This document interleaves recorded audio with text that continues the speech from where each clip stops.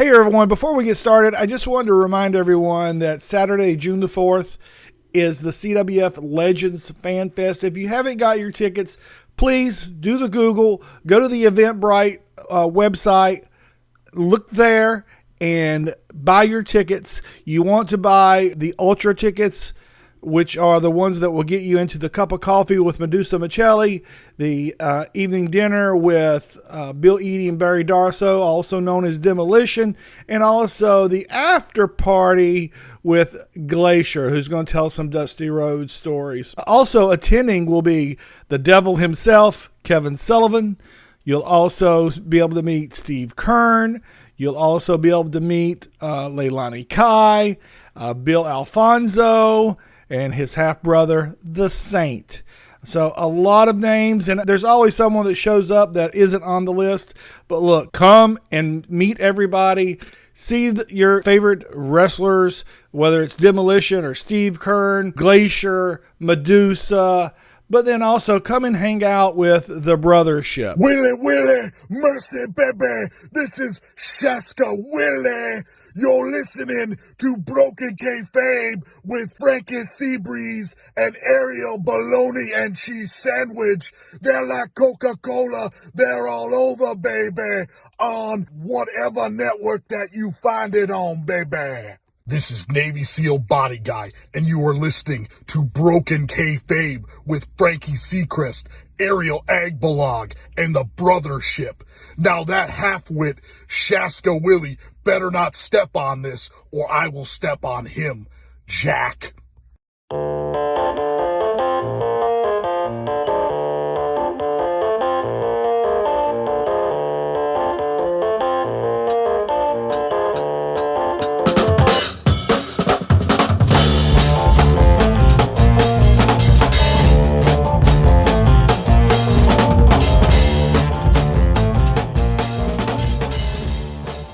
What's going on, dude?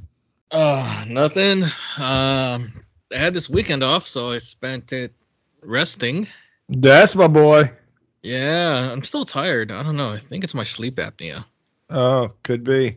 Am I echoing, or how do I sound? No? You sound great, man. You sound great. Okay. Sound hot. I should charge for this phone call or this. All right. This call. Yeah. Welcome to Broken Kayfabe, the unofficial after show of Breaking Kayfabe with Baldwin and Barry. Hey, if you're not a member of Breaking Kayfabe with Baldwin and Barry, the Facebook group, then please go join it and meet the Brothership. And if you don't listen to Breaking Kayfabe with Baldwin and Barry, how the heck did you even find this podcast? Go listen to Breaking Kayfabe with Baldwin and Barry, and you'll see they are much more professional than we are, better speakers, quality entertainment, and you'll love them as much as we do. Ariel Agbalog, I missed you, man. Where you been for so long? I missed you too. Well, I finally had the weekend off, so I've just stayed at home and slept. Oh, you need sleep. You are a tired guy. You work a lot. But you did last week one day, and I meant to ask you about this like 4 times and kept forgetting. Mm-hmm. You went out to eat with a friend. I did? No, I went out by myself. Oh, okay. You went out to eat by yourself, and you posted some pictures of some delicious food. Would you mind telling the wonderful folks at home about the food and where you got it and how it was? Okay, sure. I went to this restaurant called Funny Farm Restaurant, and it's a burger and a burger bar. But I've been there before. I've been to their other location in the south side of town, but they recently moved closer to my place, to my area. So I went there, and right when they opened, I got myself a cowboy burger, which is like a 1/3 pound Angus patty with an onion ring that's stuffed with pulled pork inside. I'm trying to remember.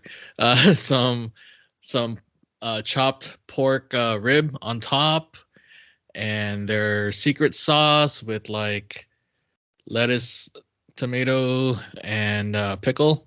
It was so good. I also got their beef short rib poutine. They serve steak fries, so it's steak fries, poutine.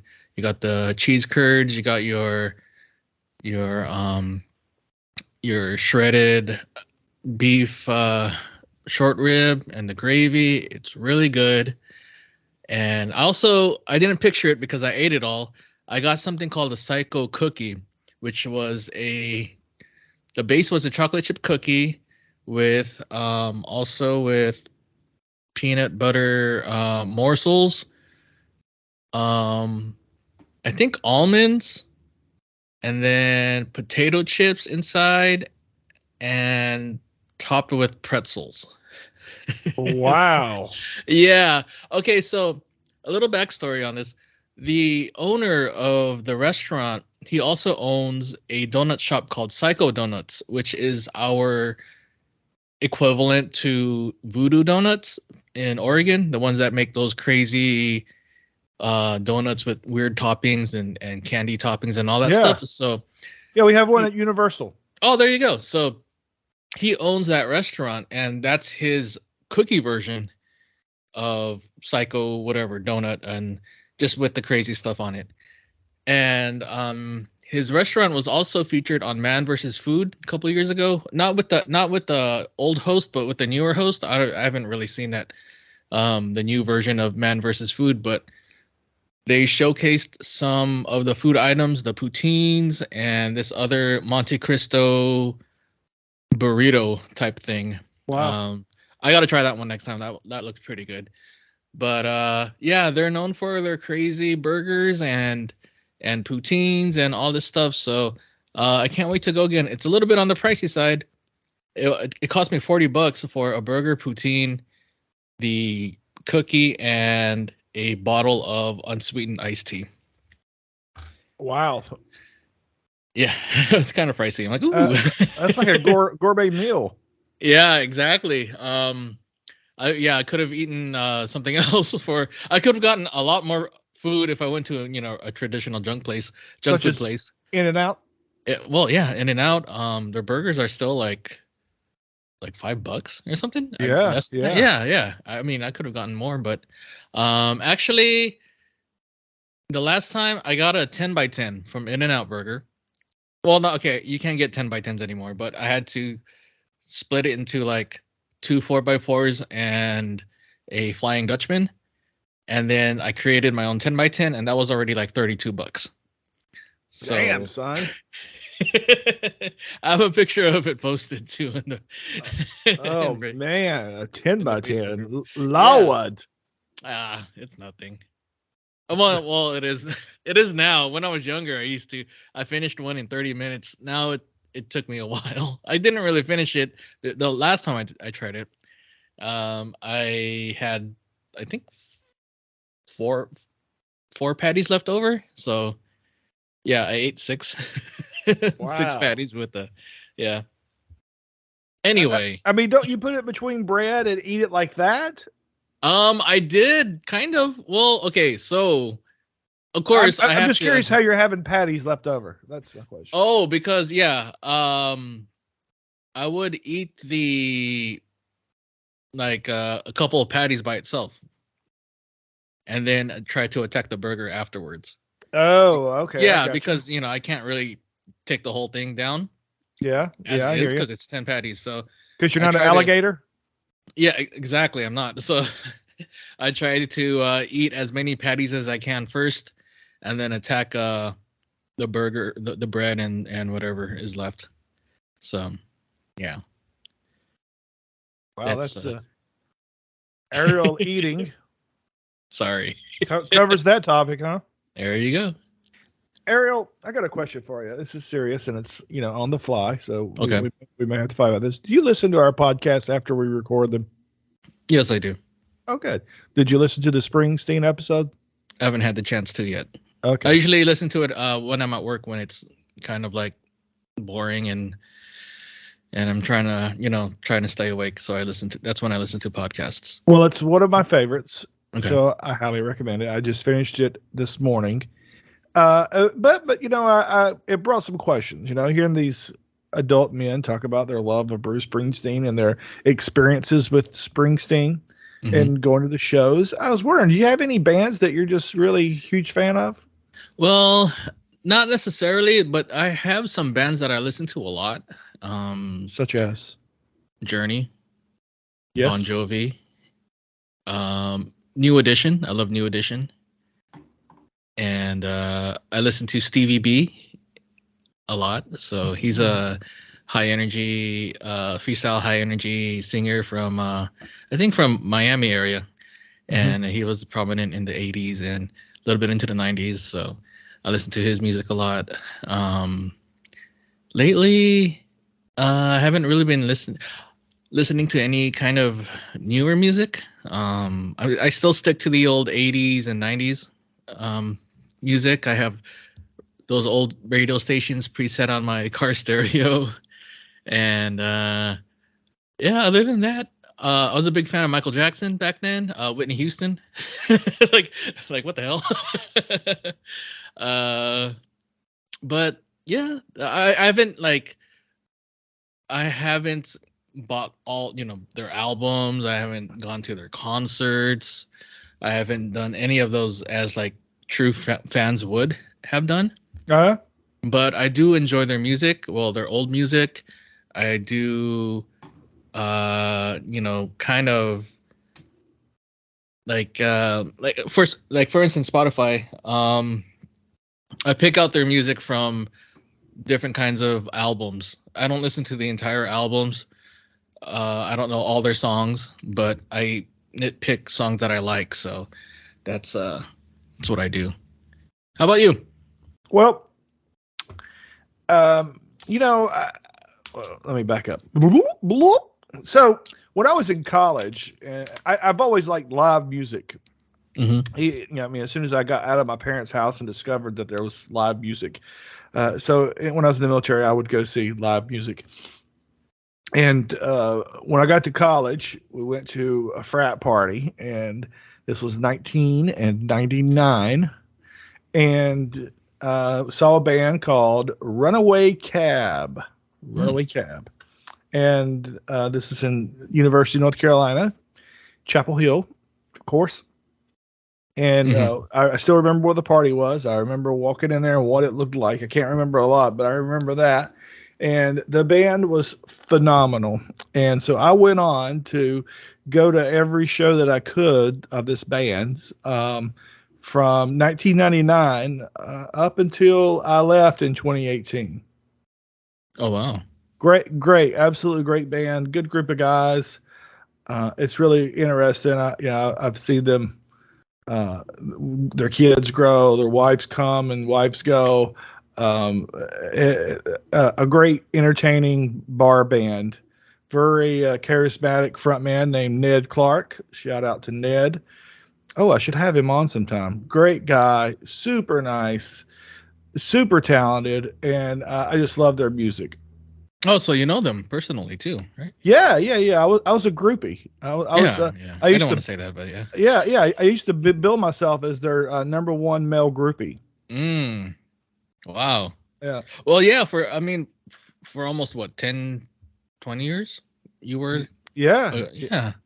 So Wow. I even made a music video. No way. To one of their songs, which is my favorite song that they don't play anymore. Oh. But they did play it once for me. Okay. Yeah. And so you remember like when Napster came out, the file sharing and stuff? Yeah. Well, I found this song. I don't know how they released it. Okay. I haven't found an album or anything with it on, right? So I got this song. It's called Let It Go. And I downloaded it. And I remember them playing it in 99. And I downloaded it, and I just loved it, right? But it never came on any of the albums. They might have did like a sample, not a CD, but a cassette tape or something that maybe it was on. I'm not sure, but I just love that song, Let It Go. And so this is probably 2010-ish. I decided to get creative, and I made a music video to it. Wow. Okay. Yeah, here's where I went wrong. Uh-oh. Were you naked? Nope. Oh. So basically what I did was I took pictures of me with all these ex-girlfriends that I had, right? Okay. And I made them all black and white. And then I scratched out their faces. Mm-hmm. And so the video was basically a slideshow of me going through all these times that were all black and white with these different girls, right? Mm-hmm. And some of them wasn't even girlfriends. They were like friends that I was out with. So it wasn't actual all relationships. But that's the story that I was telling. But then at the end, you see me sitting by the water in its color. And then you see me kind of walking away, you know? And the story that I was trying to tell was, here's this guy with all these failed relationships, but now he's alone and finally happy. Mm. I posted on Facebook. Boy, did I catch some heat. Oh, from whom? Every girl that was in the video. Oh my gosh. And I didn't actually scratch out the face. I used the imaging software and made it look like it was a scratch out. Mm-hmm. But it was important, right? It was kind of saying, look, these times they come and go. People in your life come and go. And in the end, you've got yourself that you can rely on. So you have to be able to rely on yourself. You can't rely on these people who tell you lies and say, I'll love you forever. I'll never leave you, because it's just going to happen. Right. So that was my story. And then I got heat. You didn't ask them permission to use their likeness? Well, scratched out likeness on your music video. No. And I was so proud, man. I was so proud Right. because I when I was a kid, I used to think I was creative, and I realized, and I used to write poems all the time. I used to carry around this big book of poems all the time. And this is true. This is in 8th grade. And one day this girl got up, Mary Lynn King, and she read a poem that she wrote. And I said, oh my gosh, that's the most beautiful poem I've ever heard in my entire life. My poems are crap. So as I walked out of that classroom, I took my big book of poems that I'd been writing for I don't know how long and threw them in the trash. And I never wrote again. So I realized I wasn't as creative as I thought I was. So therefore, this is my attempt at being creative and having some creative juices flowing, brother. But it just pissed too many people off. So I still have the video, but it's just private on my YouTube channel. Oh, I see. That's unfortunate that you've stopped writing poems just because there was someone else that had a nicer sounding poem. Yeah, but here's the thing, man. You can't be great at everything, and you realize. I mean, I'm sure I could study, I could get a better vocabulary or vernacular or whatever, right? But that's not my thing. I mean, just like singing is not my thing. I will never have a great singing voice. Doesn't mean I stop singing. It just means that I know that I'll never be a great singer, and I'm 150% okay with that. So, I probably shouldn't. It was probably a poor reaction, but it's part of who I am and who I ended up being. But another band that I used to go see, they're called Weekend Excursion. Mm-hmm. And they were formed at Appalachian State University, which is in Boone. And I'm not exactly sure what year, but I used to see them at all the college parties as well. And they were very unique in that they had a violin player. Oh, wow. Okay. And they would do these songs where they would dance during the songs. I mean, the girls loved them. And nice. And, they had a couple, they had some songs on, let's see, what was it? Dawson's Creek, One Tree Hill. I'll send you some of the music. Okay. And I absolutely love that band.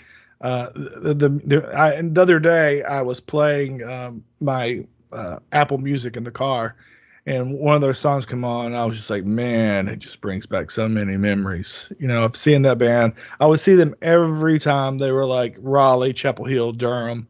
Every chance that I got, I would go see them and Runaway Cab. And there was a rare occurrence where they played together. That was always real cool. Okay. A more mainstream artist that I love is called Butch Walker. Mm-hmm. You may know him from a band in the late 90s, early 2000s called The Marvelous Three. Mm. Their song was Freak of the Week. Oh, wow. And wonder what that could be about. Yeah, but he's a singer-songwriter, super creative guy. He went on to become a producer, and he has an album that I think is one of the best albums in my entire life. It's called Sycamore Meadows, and he wrote this after his house that he was renting, which I believe was Flea from the Red Hot Chili Peppers. That house burned down in the California wildfire. So he those songs are so darn good, and I saw him on that tour. He used to come to Raleigh every year, and he is just absolutely amazing. His shows are great. He's a great showman. His songs are amazing, and he does all kinds of unique things. And actually, he started out in music. He's from Cartersville, Georgia, up near where the booker Jeff Baldwin lives. And he went in a band out in L.A., and the band was called South Gang, and he wasn't the lead singer. But then he ended up taking two guys from that band, and they made a three-piece, and not a three-piece chicken dinner, but a three-piece band. And they formed Marvelous Three. And he's got a crazy story. He was on Alec Baldwin's podcast and sort of told that story of how they were playing in China, and they were charged with inciting a riot, and how they were basically stranded and had to get out of there because they were going to get arrested and mobbed and whatever. Wow, that's crazy. That's really crazy. Yeah. So he's produced albums for a bunch of people. Let me see if I can find who he has produced albums for. So are these bands still active? Runaway Cab is occasionally. They all got regular jobs. I have not seen Weekend Excursion play, but I do know Butch Walker still plays. I haven't seen his tour since COVID.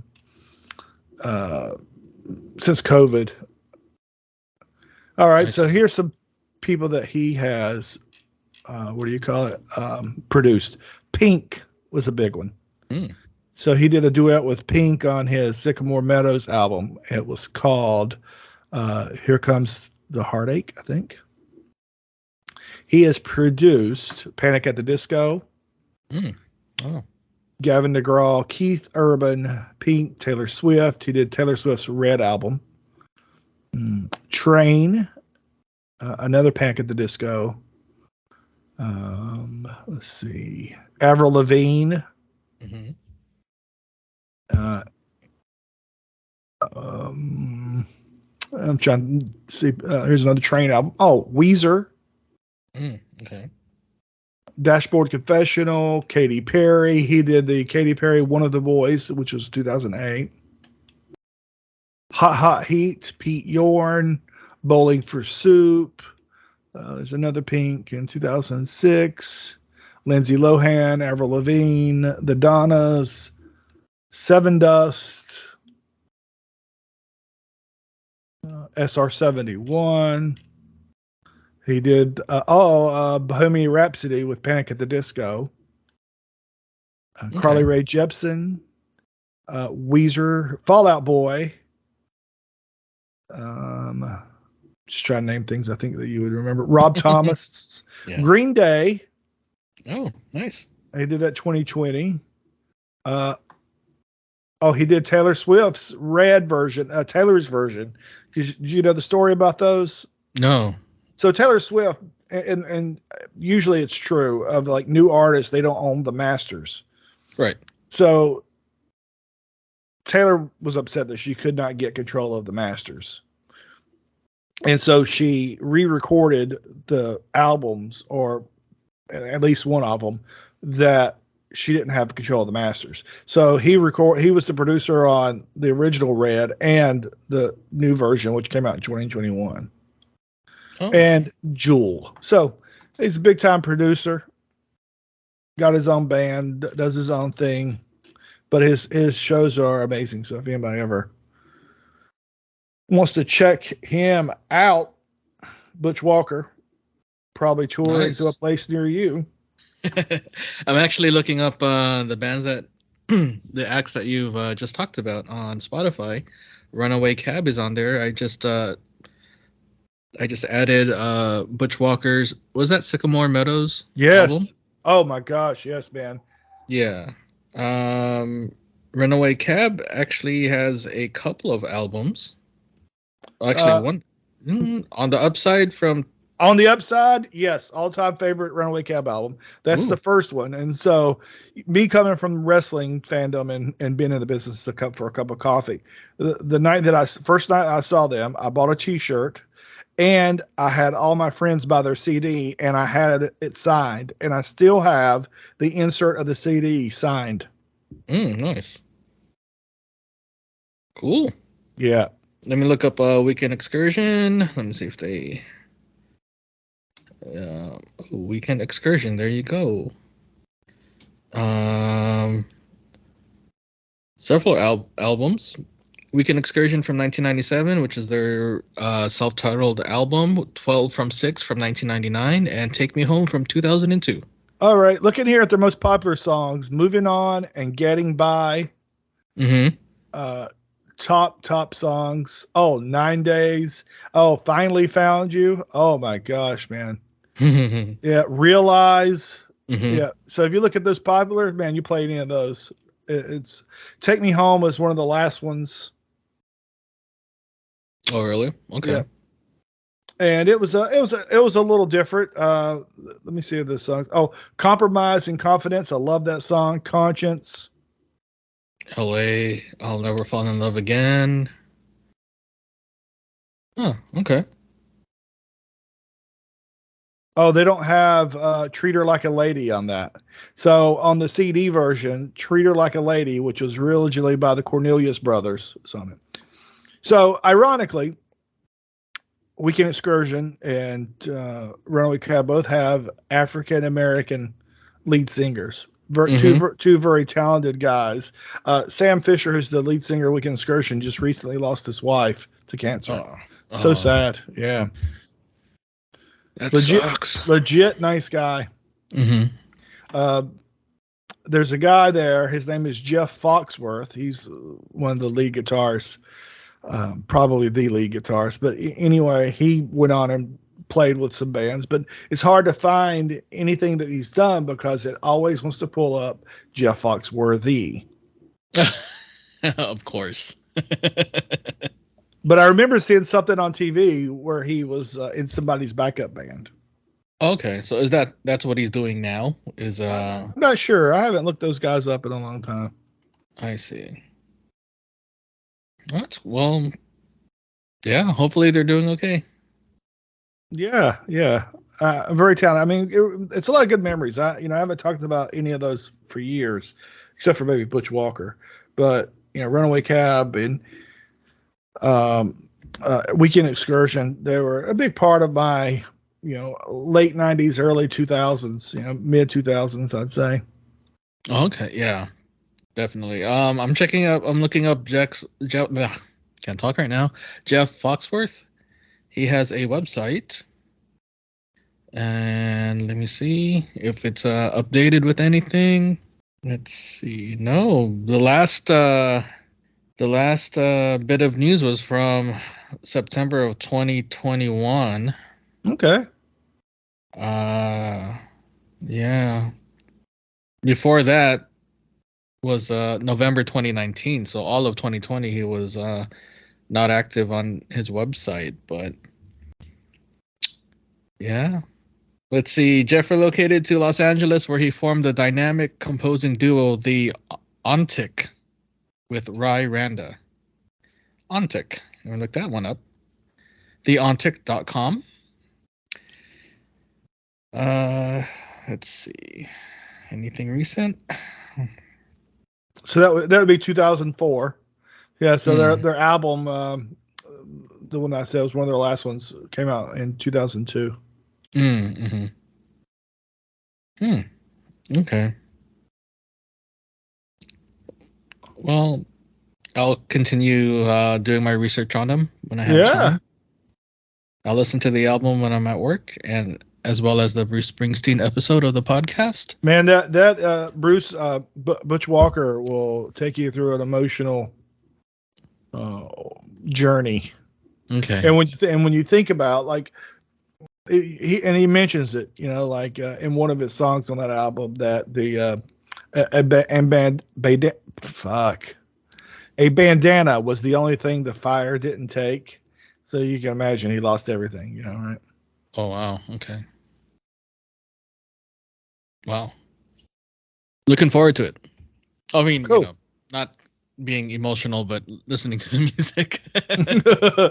Ariel, I've really been looking forward to this conversation that I had with Rick Nathan. I know a lot of guys in the group are just hanging on to, what's the saying? Hanging on. They're hanging on. On bated breath. Yeah, bated breath, whatever. They're excited about this conversation too. And I absolutely love it. Can't wait for part 2 with Rick Nathan. And so let's go ahead and go to that conversation that I had last week with Rick Nathan. So, Rick, unfortunately, I never prepare for these things, but Rick Nathan, thank you for joining me, and I'm really glad to get to talk to another Californian.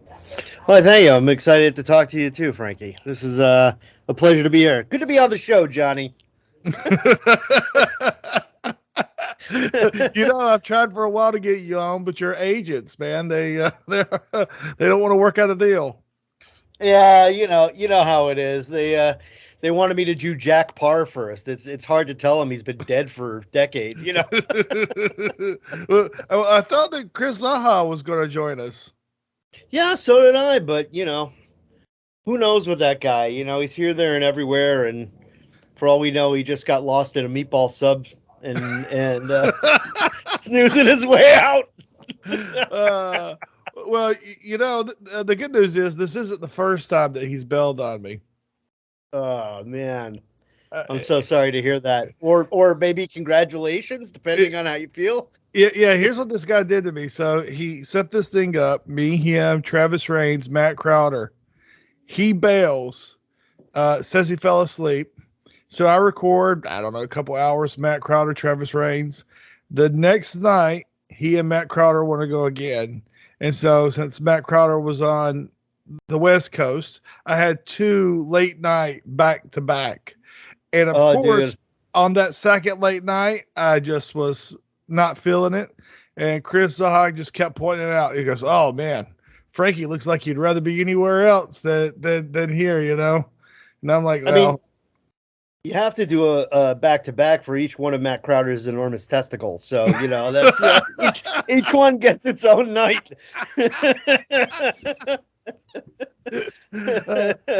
I just did a couple nights ago, Matt Crowder and the Spikers talking about Springsteen, and I had to cut them off at 2 hours. They could have probably went another 2.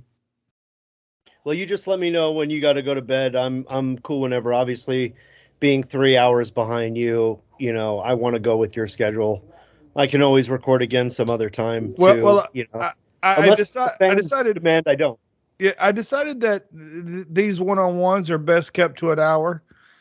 Okay. And less editing for me, but also it gives us something to talk about on the next time. You know, don't get it all in one shot. But hey, let's start off with some wrestling. What did you grow up watching?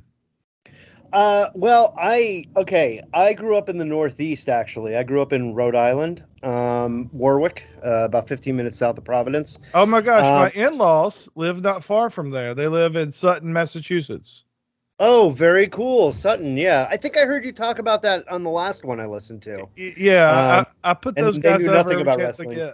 Yeah. And they knew nothing about Worcester and the wrestling that came to the Worcester Centrum. Nothing. But I was a very lucky fan. I consider myself a very lucky fan. It was definitely WWF territory when I was growing up, and certainly that was the most prominent to watch, and definitely the one I gravitated to the most as a kid. But we got cable, I want to say 83 or 84. Like, I feel like, I remember Eddie Murphy hosting, MTV Movie Awards or Music Awards shows. It had to have been really early. And so I had TBS pretty early too, and my dog is walking right behind me. I had TBS very early too. So, of course, NWA was on. And then because we had cable too, really whatever was on ESPN kind of during the day, a lot of times I kind of saw a mixture of AWA and WCCW. And then eventually in the early 90s, right when I got home from school, Global was on, just about every day. And I really enjoyed Global for what it was, which was kind of really before Smoky Mountain. It was kind of like the last, I imagine, territory, But I really mostly gravitated to WWF. The first live show I went to see, my dad took my sister and I to see. It was headlined by Hulk Hogan versus Paul Orndorff. Wow. Right after the Orndorff turn. And I'll never forget, there was this kind of like half toothless lady who would sit behind us the entire time, and she was just chanting for Jake the Snake the entire time, but it came out, Jake the Snake, Jake the Snake. And he wasn't even on the show. But I remember being a kid. I went there, and at the show, the Junkyard Dog was still on the the roster, and I ran up to the front after his match and tried to get picked to dance with him in the ring, like the other kids used to, And Hogan lost by count out to Orndorff, but it was a really cool show. That being said, it was kind of a great time because I got to watch pretty much a lot of wrestling. Unfortunately, I didn't get to see any Memphis. I didn't get to see any Mid-South, which I'd love to have seen. And I wasn't a tape trader either. I definitely, I was going by for the most time, it was WWF magazine or any of the, the Apter or the Weston magazines, to get what was going on in Memphis and everything else, and that stuff always intrigued me. But I was not an observer reader. I was. I wouldn't say I was a casual fan. I was much more than a casual fan. But when I hear people talk about their experiences growing up, and most like a lot of guys from the Midwest or what have you, or Florida, I definitely had a more casual relationship with it than a lot of other people, as I've come to find out as I've gotten older. So we have to be close to the same age. I'm 48. Yeah, I'm turning 45 this year, so we're close. Okay, yeah. Because I remember coming home from school and Global being on. Yeah. Global was fun. It was wrestling during a weekday, and I'd sit and I'd like kind of do my homework, and there would be like weird stuff that I'd never seen before. Like they did this 15-man European match for their TV title where all these guys were around the ring and anybody could tag anybody. And, they had all these guys. They had, the Rod Price and Hollywood John Tatum tag team, and they had Eddie Gilbert, of course, the Patriot and the Dark Patriot, and I think I had to readjust my glasses when I saw Bruce Pritchard on there because I was like, man, he looks so familiar, not realizing, oh my God, that was Brother Love in Another Life, and they had all these other guys like Gorgeous Gary Young, and remember seeing the Lightning Kid. You're seeing Sean Waltman for the first time, and TV. It was a fun time to be a wrestling fan. Yeah. So that's where I first saw Lightning Kid and Jerry Lynn, and in my high school we did a wrestling match on the wrestling mats on the stage. We carried those mats from the gym all the way up, and So one team was the babies, the other was the heels, and always the older classmen won.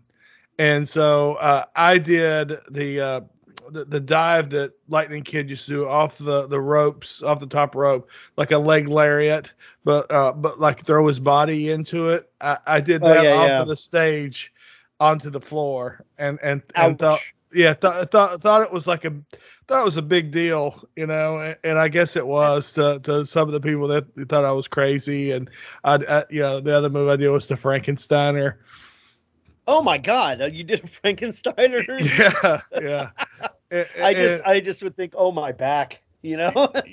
Well, that's what I think now. But back then I was a young, dumb, stupid kid. My son a couple weeks ago went to a trampoline park and hurt his back, and it's been jacked up for like 2 weeks, and so and I mean, where he's been twitching, he's having these muscle spasms for 2 weeks, and it just now started to get better. But I had another talk with him. It's like the third that I've had of like, you really have to be careful and take care of your body. And I said, but look, don't get me wrong, I did a lot of stupid shit too. I regret it now, but you have to take care of your body. And that's, he was asking me, dumb things that I did. Yeah, I mean, yeah, definitely. I mean, I was never, I messed around with my friends, and stuff. We never did anything like that. But the weird thing was, and I'll say a couple things. The weird thing was, when I got into high school, there were these kids who were younger. They like when I was maybe a junior or senior in high school, there were these freshmen and sophomore. They were like backyard wrestling when backyard wrestling was big. Mm-hmm. They had a backyard wrestling show on like public access. Wow. Anybody could get like, and they wanted people to come and watch them. And I caught the show on public. Like you had to look for it, Mm-hmm. But I watched it and I was like, no, thank you. Like even when I was young, when I was much more in shape and actually playing sports and stuff, there were just some things I wouldn't do. Of course now I'm going to be 45. I just had a second back surgery late last year where they had to put a titanium piece in my back. So I'm, anytime there's a back issue with anybody or anything, I'm just like, oh man, I wouldn't wish that pain on anybody. It's you want to get it taken care of. Yeah. Be careful. Yeah. I never saw any backyard action, but the first that I heard about it, well, it was actually taped. So Michael Bukikio was one of my best friends and who owns High Spots, Michael. And so in the late 90s, we were running the roads. And so we would see some of that crap that he would get doing his tape trading. But I was just so surprised that there were people that actually went to watch it.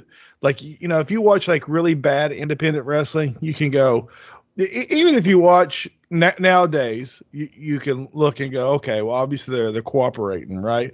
But in the late 80s, early 90s, we still believed it, and then with ECW, you're like, they're really actually hitting each other, on part of that.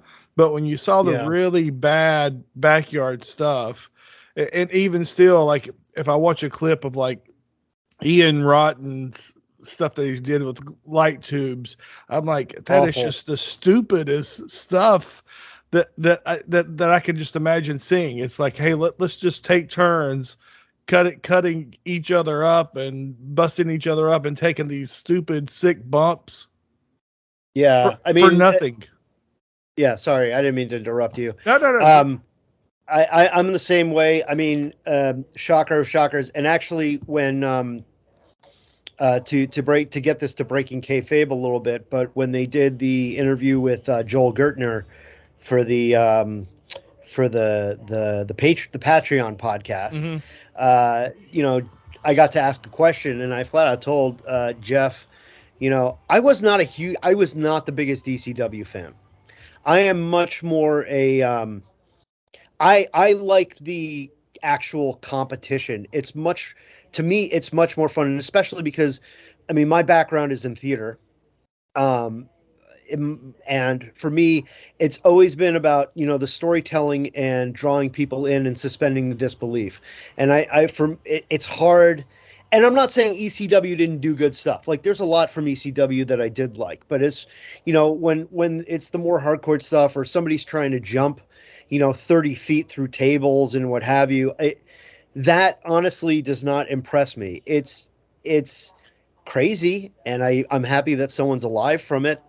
But I am much more of I kind of want to see, I'm not exactly a wrestling purist in the fact that I want to watch a Frank Gotch match for for like an hour Broadway where it's just like they're just trading holds and there's really no showmanship. Like I really do feel there has to be a bit of showmanship to it.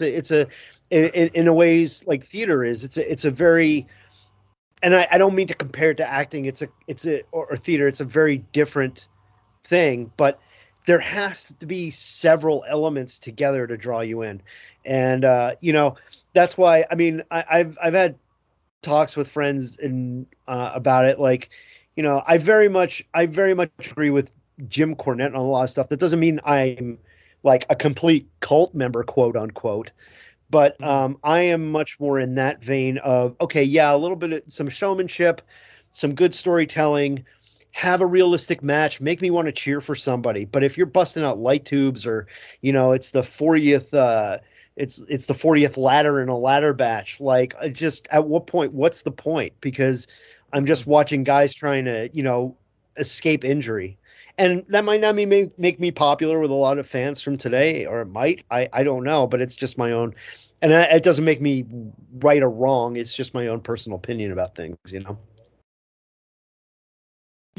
Yeah, that's one thing that's weird now is back in the day, there weren't all these diverse opinions on the style of wrestling because there weren't the style of wrestling. It was who you liked. And it was like, the few people who liked the Ric Flair because he was the flashy bad guy. But most of us still cheered for the baby faces, right? But today it's like, I see the Facebook posts of people just crapping on AEW or crapping on the WWE, and my take is there's a little something in there for everybody, and every match that you watch may not do it for you, right.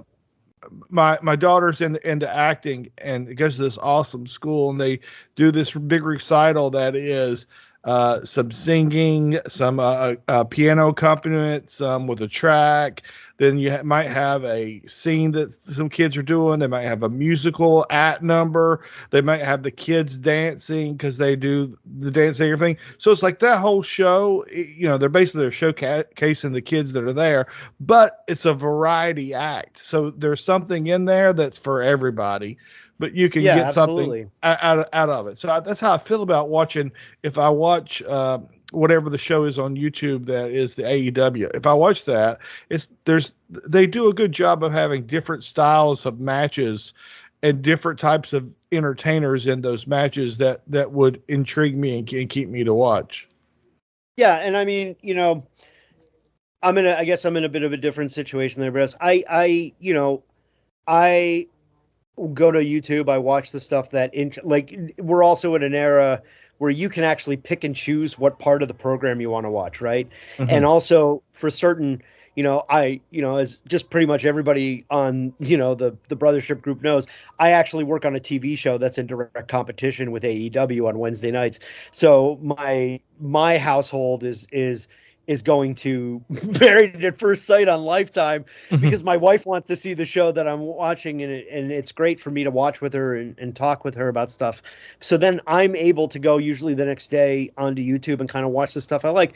And I mean, there is a lot. I'm certainly warmed up more to AEW where it is now than it was when it first started.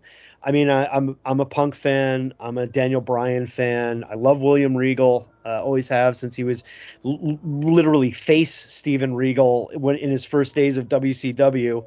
I've been trying to find like mad because somewhere along the line when Steve Regal, when he came into WCW, he was as he said in an interview, I heard him say, he goes, Watts brought him in essentially to just be a British wrestler. But he came in and he was kind of a face. He was this young British face. And then somewhere along the line, he became a heel. And I've been trying like mad to find that change, either on YouTube or Peacock, because I missed it when it first happened. Mhm. Like he was like, it was during the time when the British Bulldog was in WCW, and there's certain things that interest me, storyline wise. Where is the connector? Where's that missing link? Because once he became Lord Steven Regal, he really took off with Bill Dundee by him. I know I'm kind of going off topic here, but I was just saying, like, there's a lot that I like about WWF too. There's a lot I don't like about WWF as well. I do think Vince has kind of lost the plot a little bit, but in the same respect, the wrestling we were watching in the 80s, what were people purists who were watching in the 50s and 60s thinking about that, The same. So yeah, exactly. If Lou Thez thought Harley Race was doing too much, what do you say about that? It's a constantly changing, ever changing business. But the stuff that really, it's the hardcore stuff that I'm really, quote unquote hardcore, that it's very, very hard for me to still get into. I understand that there have to be different types of matches and different stipulations, but like War Games is one thing, right? War Games, it's a self-contained thing. The whole point is they're going for blood to injure somebody. It's another when I just watched a clip of Darby Allin like jump off a ladder onto Jeff Hardy on some chairs, and I'm like, this is the Owen Hart tournament that they were doing it in, and I'm like, that's not exactly. I don't think that's quite good to honor his memory, in some way, shape, or form. And once again, it's my opinion. May not be right, may not be wrong. I don't want to chastise anybody for having a different opinion than me, except sometimes I do. But I mean, I there's something for everybody, and I if you like that sort of thing, then you like that sort of thing, and if you don't like that sort of thing, you don't like that sort of thing. There's a great clip I saw of Steven Regal, and it was in like a compilation. It may have been the Promo Joe YouTube channel, but he was talking with Sting, and he turned his back, and when he turned around, he backhanded Sting right in the face. And it was just tremendous. They showed it a couple times, and it was just like, man, Steven Regal and his moves, and you still see guys copy some of the things that he did back then, with putting the foot on the back of the knee, and the arm work, but that smack was solid, and it was in there, but it's a close up TV shot. It had to be from you had to lay it in. Yeah. It had to. Yeah. Hey, can I spill a secret? That a lot of people talk about this, and this is something I wanted to talk about because I was a WWF fan. Most people have not seen this. I have seen the Hulk Hogan on the Snake Pit where Jake threw the powder in his face and DDT'd him. I know this is completely off topic, but I wanted to get this out there. It's kind of like the holy grail of wrestling watching for a lot of WWF fans, and it actually aired in the Rhode Island market because they were coming to the Providence Civic Center, and I'll never forget it. That Hogan and Jake were going back and forth, and then Jake kind of turned, and then Hogan kind of was going off and talking, or something was going on, and Jake just had this block of powder and threw it in Hogan's face, and then DDT'd Hogan, and they went to a commercial. They faded out with Hogan on the ground, writhing in pain with powder all over his face. I'll never forget that. Sorry to bring it up out of nowhere, but I want you guys to know, and it's been a rumor, but it exists, and it has aired. It has seen air. So it actually happened, but apparently there's no footage of it. It happened. It happened and it aired. I remembered it distinctly. It's one of the big time memories from when I was a kid. But some people say that it didn't happen, or there's just not proof. It's never really aired since it aired in the Rhode Island market. Jake has said that, once he DDT'd Hogan, that the fans were chanting DDT, and then that was pretty much it for their program. And then they did a record gate at the Providence Civic Center, which unfortunately I didn't go to that show. But and then they cut that program completely. But it never aired nationally. But I do remember it distinctly as a kid. So hopefully WWF will release it at some point on Peacock. It does exist. I can attest to it. I did watch it as a kid. This is not a Nelson Mandela effect. It did exist. I want you all to know. Maybe nobody cares but me. Well, for the uninitiated, won't you explain what a Mandela effect is? So the Mandela effect is an effect that basically supposedly people remember stuff that never happened, and there's a lot of quantum physics theories about this, and the fact that we might all be living in an alternate universe and at some point shifted. But a lot of people remember that Nelson Mandela died in prison and never became the president of South Africa, which he did.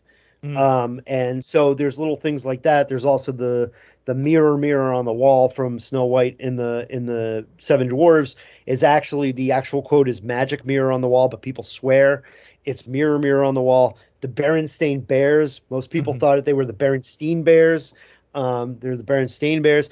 I'm a fan of quantum physics. I've seen people explain it. There's like this kid genius out there who thinks that what happened was when they started up with the Large Hadron Collider, they added the extra, they changed the weight of one electron, and that in turn shifted us all into this alternate timeline. I mean, who knows what's really happening? But the Mandela effect that people exhibit is real. You might remember something a certain way, but it never actually happened, or it happened a different way. There was a Netflix show. I think it was called, it may have been Brain Games, but they had folks that were talking about 9/11, the World Trade Center, and these people who were in 9/11, and they were talking about their memories, and then they had someone come on right behind them and go, that's impossible because the smoke went south. Long Island is north of Manhattan, so you couldn't have seen the smoke coming behind the school.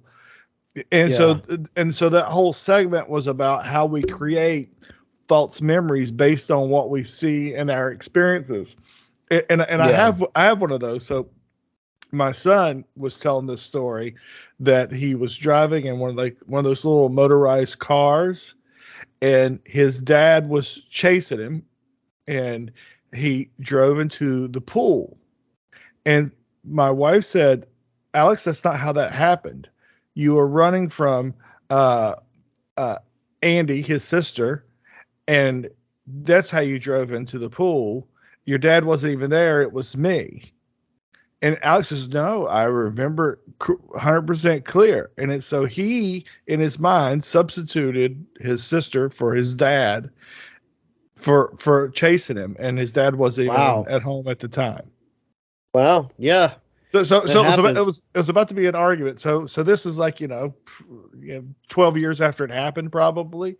And it's like, I was there. My wife's like, "I was also there. I remember what you were driving. I bought it." And he's arguing, and you don't win many arguments, against your parents.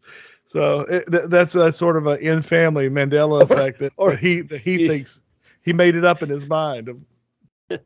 You don't win arguments against your parents, and you don't win arguments against your wife. I've learned That's the hard the truth. way to say yes, dear. Yeah. Yeah. And mean it.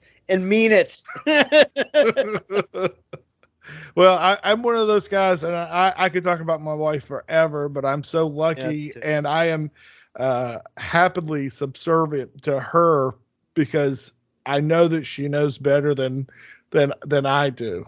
I know she's smarter than me, and it's like not a lot of guys can admit, "Oh yeah, she's smarter than me," or "He's smarter than me." But I'll tell you, she's way smarter than I am. And so I gladly follow whatever advice or lead that she gives me 99.9% of the time. Oh, yeah. I'm the same way. I'm very, very lucky with Valerie. She's my world. And she'd say she's funnier than me. That is a bone of contention. She's probably right. I'll never admit it. But she's funny. She's really good. But she's super intelligent. And when you find that match that just hits every area that you're looking for, you just do anything you can to hold on to it. How long have you been married? We got married in 2019. Okay.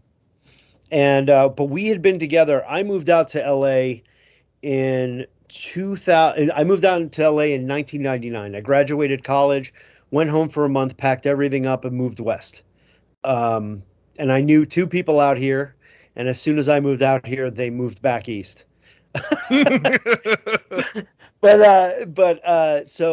Valerie was actually the first friend I made when I moved out here as a young actor. I was doing extra work to try to get my SAG card, and took a couple of jobs on the side to, supplement the income.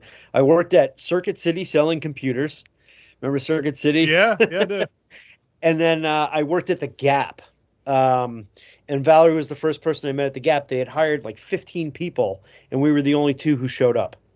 And at the time, she had somebody else in her life, and we just became really good friends. And then we had been friends for, we've been friends since 1999, but we started formally dating in 2010.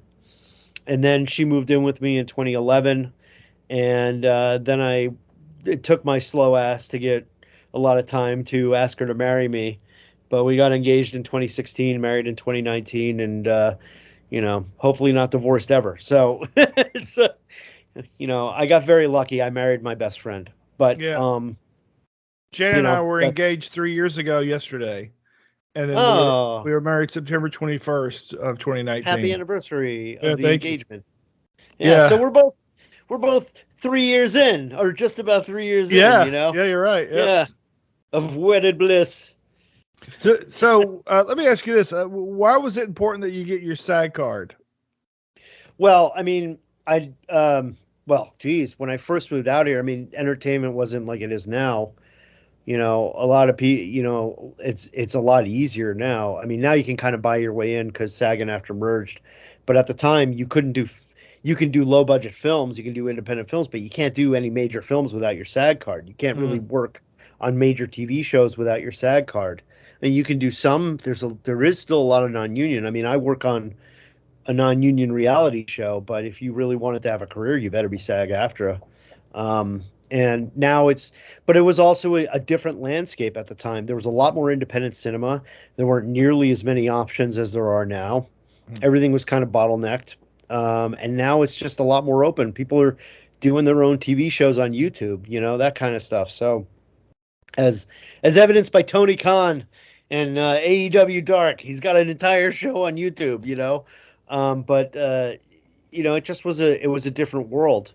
But I lived through, I ended up living through, a few Writers Guild strikes, and that really stopped the industry kind of dead, and it's hard to get work as an actor, so you got to find work somewhere. Valerie's actually the one who got me into reality TV. I started out as I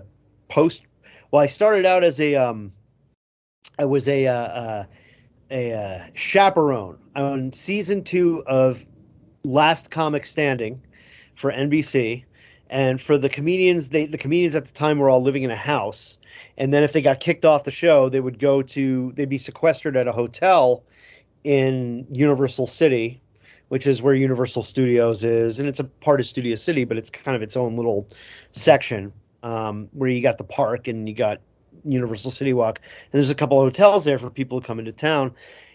And they put the comedians up there because the comedians are from LA, so a lot of them are from LA. So if they went back out and started doing comedy, all their friends would go, "Oh, you got kicked off the show before the show even aired," that kind of thing. Mm-hmm. So I did a good job on that show.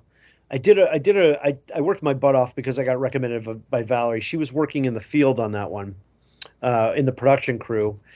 And I was the only chaperone who, you get this thing called petty cash. I'm sure other jobs have petty cash. In the industry, you have petty cash, but you have to have receipts for all the petty cash that you spend. It has to be accountable. Mm-hmm. I was the only one who didn't spend my petty cash on frivolous things, including rent. Other stuff. This is meant to go for the show and what you're doing on the show. You get your per diem, which is for you, but the petty cash is accountable. That's all budgeted. And I actually, one of the other chaperones ended up sleeping with one of the comedians, and she kind of got him wrapped around her finger. There was a lot that happened. But they liked me, and they asked me if I wanted. They were firing their post-production assistant, which is basically like a gopher. You just make runs for people, and that you're bringing tapes to certain locations. You're going to the filming. You're bringing the tape that got filmed to certain locations. You're bringing you're going to get craft services, which are all the snacks and stuff. You're just kind of doing anything you want to do. And they brought me onto that, and that was it was a lot of fun. It was a good time. It was hard work, but it was a lot of fun. And I was supposed to move up. I was going to move into more of a story department area, which is more the creative aspect of reality TV. But at the end of that show, 2 and 3 went back to the back. At the end of 3, season 3 of Married at First Sight, I got into my first car accident where I was at a stop sign and a guy on a cell phone wasn't paying attention, just rammed right in the back of my car and pushed me right into the middle of the intersection, and boom, boom, boom. And so that kind of kept me out for about a year. And then I got back in with the same people doing the end of Project Runway season 2 for Bravo. And then I did the first season of Top Chef, and I was a logger. And then from there, I just went into transcription. I went over to, I got into transcription over at Pilgrim Films and Television, and then, which is now Pilgrim Studios. And that's kind of where I made my home for 7 years, and kind of just moved up in post. And I worked on 15, 16 seasons of The Ultimate Fighter. And I worked on several seasons of Ghost Hunters and Dirty Jobs and American Chopper and Top Shot, a whole bunch of other shows that they did. And eventually I left there in 2013 as a post-production coordinator, which is kind of the step below where I am now. Mm-hmm. It's a lot more responsibility and paperwork. And then, but you're working kind of under what I would consider, my position is more like I consider kind of a hub. And I almost think it's like a little above middle management, but you're kind of like a hub between the network and the production staff, the post-production staff, your execs, the people internationally who sell the show, the story and edit team. So everything comes through you. And I'm also responsible for all the footage that comes in, overseeing all that, overseeing the finishing of shows, which has kind of ruined me for watching all TV every time. I can now tell you when a show is out of sync by one frame. I can also tell you when ADR has been put into a show. What's ADR? That doesn't match the scene. ADR is like, it's basically after they finish shooting the show and they bring people back in just to record audio because maybe the script didn't work for what they want. So they pump another line in there, but maybe they have to put it over a shot where someone's back, but you can kind of see their jaw moving, and then it doesn't really match up. Mm-hmm. And coloring shows and all this stuff. I mean, it's a great job, but it's kind of like ruined me for watching most scripted stuff. I watch with a different sort of eye now. It takes a lot to get me into a show now. I mean, I have to really love a show to be into it, I saw a scene in Ozark where, do you watch that show? I haven't watched Ozark. I am interested. My boss loves it, and he keeps telling me to watch it. Just ended, and we just finished the last episode of the night. But there's where Ruth Langmore, who is the blonde, curly-haired, I can't think of her real name, who's married to Mark Foster the People. She played Inventing Anna. I can't remember her name. Anna Sorokin. You know who that lady is? Yeah. Anna Sorokin was like she was in New York, and she basically conned all these people into giving her all this money. So Julia, I can't remember her name, but anyway, she's the blonde curly haired lady. Anyway, in a scene, she is they cut to where she's having a dialogue. So you would see the other person's face, and then cut to the shot where you see her face. And her eyes were not looking at the person. They were looking over this way instead of looking at the camera. They're looking over this way. But I knew it was just to get the shot of her face. And it just killed me. But I knew why they did it. And just that one thing I could say, she's not looking him in the face when she talks to him. She's looking, over to her left. But yeah, I get it. Yeah. That's. Sorry, go ahead. No, you. No, you go ahead. So, okay. so my daughter is in acting classes, and she had screwed off back in before Christmas, and she just wasn't keeping up with her work because she goes to a private school, and her brother is in his first year of high school, so he went to a public school for the first time. And it's so much easier than the private school she has to go to. She's in 7th grade. He's in 9th.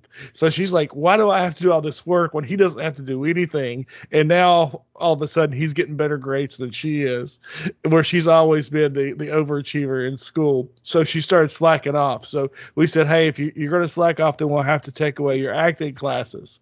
Well, right after that, the acting class did their semi-annual recital, and I saw her acting coach and his wife, who is the dance teacher there, how good they were, and they were actually legitimate professionals.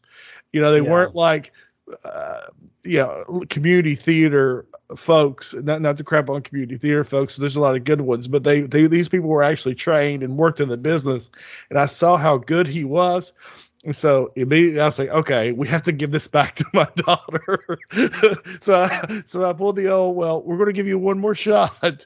And then I went on eBay. Keep dangling that carrot. Yeah, so I went on eBay and I found a headshot of this guy back when he was a kid. And I told my daughter, I said, look, we're going to take this headshot. We're going to get Jason. His name is Jason Wooten. We're going to get Jason to sign it. And she was so embarrassed. She's like, no. I'm like, look, this guy is going to be so flattered that we have this. And it turns out he's the same age as I am. And so I bought the headshot, $20 on eBay, took it to him, said, hey, I got this off of eBay. Would you sign it? He goes, oh my gosh, where did you get this? He's like, this is one of my first ones after I went to New York. And, he's a skinny little kid. And so he worked up in New York on Broadway and Law and Order and SVU and all those shows. And then I told him the story. I was like, look, Andy's going to be here for a long time. But I just wanted her to have something to remember all this by. And I told him how she had screwed off and we started taking away from him. But I saw he's legit, like he is good. He writes songs for the shows. He plays the piano. He's so involved and he's so good. He's ultra talented. And such a nice guy too. So anyway, that's our story of, this guy cool. who's actually been in the business and it's good at teaching it too. So not only did she get her acting back, but then we signed her up for voice lessons, and then we signed her up for musical theater. Yeah. Yeah. And it's kind of crazy. Like seeing you got kids. How old are your kids?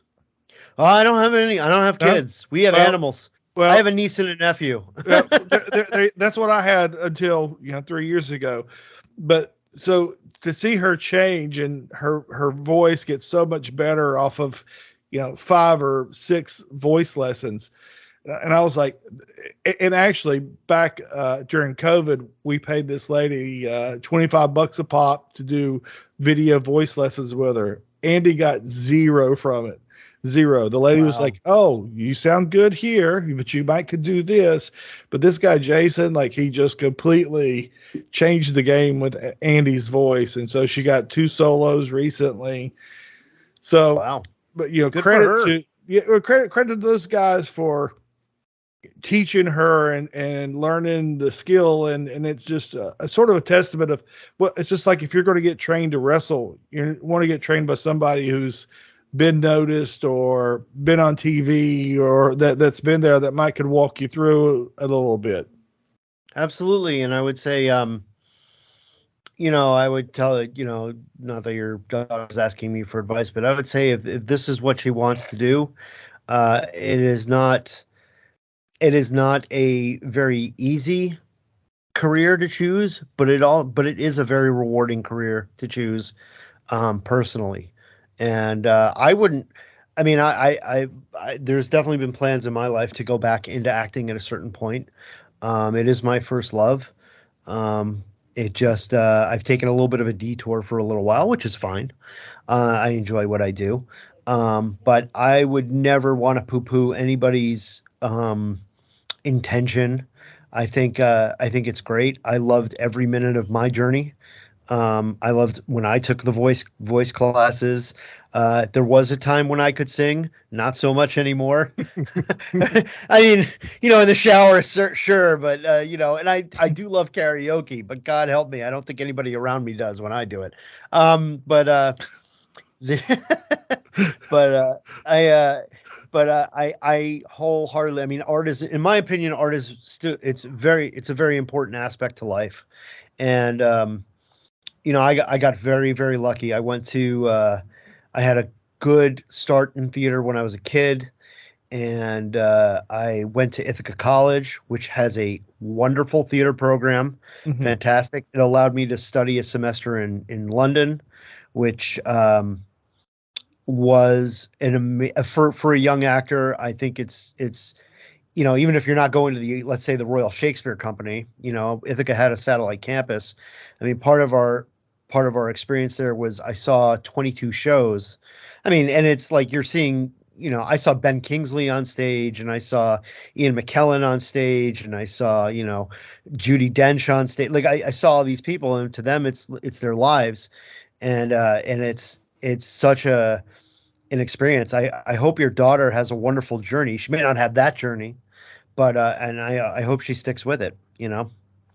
Yeah, she's all about it now, and I'm really proud of her for taking the steps and getting out of her comfort zone. With the dance classes that we signed her up with, and she's not a girly girl. So like tonight when we were having family time, we had the Google Chromecast connected, and it cycles through the Google Photos. And we saw pictures of her like dressed up and with makeup on, and it's like she is not a makeup girl. She did it for the Little Mermaid for her school. Oh. And what was funny about that was she hoped to get a speaking role, and she's only in 7th grade, and it was open to 7th grade to 12th grade, and she didn't get it, and she's like, I don't think I'm even going to be in it. I'm not going to be in the ensemble. And I was like, you should take every chance you get and learn something. Absolutely. Yeah, and then she absolutely loved it. I mean, just absolutely loved it. And then to see her get dressed up, and it's like here she's always in a hoodie and long pants, dark pants, and Vans shoes. And it's like if we get, hey, you got to put on something nice. You're going to this fancy place to eat. She's like, but there she just went. It was her costume. She wore it, and she was all okay, fine with it. That's good. And you're a good parent. You're like, I mean, I was, you're good parents. I was very lucky. My parents never, they never crapped on my dreams. So They wanted me to make sure I had something, a backup plan, but they always wanted me to chase my dreams, When you went to college, did you know you wanted to get into acting? Yeah, absolutely. I mean, I auditioned for the acting school. I got into the acting school. I enjoyed it. It was only, it wasn't just acting up there. By the way, Ithaca College, the alma mater of Gorilla Monsoon. And Gavin MacLeod from The Love Boat. and Tom Christopher, who played Birdman on Buck Rogers. A few have come from IC, and actually a good friend of mine who's actually doing really, really well right now, Happy Anderson. And yes, Happy is his real name. He went by Eric when I went to college with him, but he's been kind of on everything from Snowpiercer. He played one of the serial killers, Brutos, the shoe fetish guy on Mindhunter. He's been in a lot of stuff.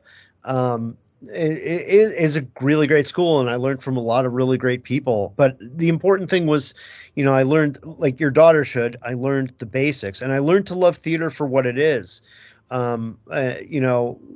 Because I didn't get into it I didn't do it to get rich. You know what I mean? Like a lot of people put a value on, art, they'll only do it if they think they can make a buck out of it. But to me, it was rewarding in and of itself. To me, I don't regret anything.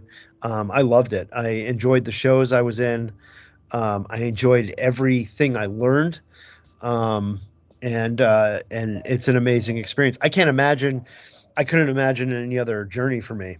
You know, I had friends who, most of my friends are people I knew. They went into business, and it's fine. That's all well and good for them. I just couldn't. I couldn't see myself doing that. It just wasn't rewarding for me. But Yeah, I had this dialogue in my head today where I was thinking about my past careers, and I do so much better when I am not working for money or for those goals, but if I think about in terms of how I'm helping people. So, yeah, and I'll tell my real estate story another time, but that really I'd love just to hear it. that just changed it changed my whole mentality when I stopped saying, how many sales am I going to get this year? How much money am I going to get off this commission? And when I said, Yeah. how much am I going to help this person? It completely just, I mean, it really changed my brain and how my brain operates. I mean, it's night and day, because, you hear people in business or in sales, how much are you going to sell this year? Or, oh, you're going to be the top producer, you're going to be this, and you number 10 or number 1 or whatever. And especially in real estate, you hear people brag, I'm the top seller in my company, I'm the top seller in my district. But it's like, I stopped thinking about that and the money and start thinking about how am I helping people, Absolutely. and then I quantified it, and I'll probably save that for when I'm on Breaking Kayfabe with Boucher and Barry. Nice bringing it back to the big show. Yeah. Man, I got to. I'm so thankful for those guys too. Yeah. For one, I mean, the podcast, it's so entertaining. The group is just filled with a bunch of good guys, and I always put over the moderators because they do keep riffraff out. Sure. But they're also, great. But also the Brothershippers, when you meet them in person, they're just phenomenal, and that's why I want to start this podcast, because I think that there are a lot of cool Brothershippers who are just as cool as Barry or just as cool as Jeff. They just don't have a voice, and they may not can do a couple hours every week to make themselves entertaining. But it's like awesome stories to hear about what you went through in your journey of going from the East Coast to the West Coast. Well, East Coast up to Ithaca and upstate New York, right? And then across, and then on the journey of being an actor, and then this. I mean, there's so much interesting. And Chris Zaha was part of that. He made a big impression on me on the second fan fest that I went to, and then I got to know the other guys. Just him first, because he's like the loudest, talks the most. Chicago guy. Got to brag about everything and how great he is. I get it completely. I think it's been an incredible group of people that I've been it's been my pleasure to be a part of. I've said this before in the group that I work my ass off during the day. Like there's no easy there is magic to Hollywood, but there's a lot of sausage that gets made that nobody sees.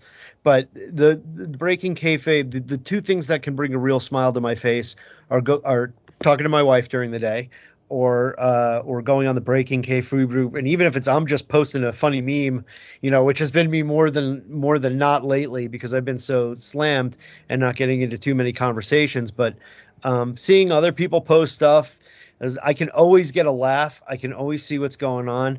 The openness that a lot of people have had with facing their own issues and their own problems. And of course, we just lost Joe, which was very sad. I talked to him a few days before. It really has become a group of like almost, I hate to use the word family, but it is kind of like a family. Like we're all there for each other, and Mm-hmm. we're all a group. And I do thank Jeffrey and Barry. Barry's actually going to be out, is coming out here. He's actually out here tonight, I think. Mm-hmm. I'm actually, my wife and I are going to be having dinner with him next Friday, his last meal before he goes back. We had dinner once before when he came out here. It's just really great to be able to meet those guys too. it's I can't say enough about the group. It's my favorite group I've ever been a part of on Facebook, and it's one of the best group of guys and gals. There are some women in there that I've met that are just really cool people, and it's just bonding over wrestling, which is, and other things, right? Life, food, Florida man stories.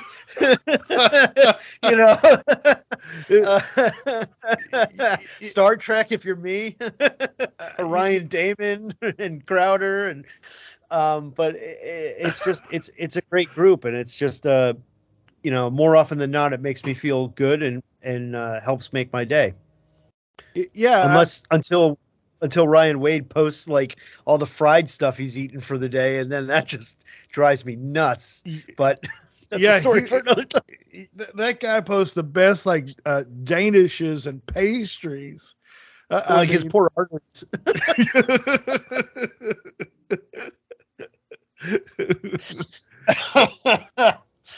I didn't know, but that guy's in a band. So I hear. I haven't heard the band. He's probably posted stuff to his own page, and I've just been too lazy to look at it. No, he doesn't share much about it, and I somehow came across something that he posted or something somebody commented. And I was like, oh my gosh! So I went to whatever the website was and bought the album. But it was really, there's got a couple of videos on YouTube, and it's really cool stuff. I'll have to check them out. Yeah. The group, I was a lurker up until the Fan Fest back in November.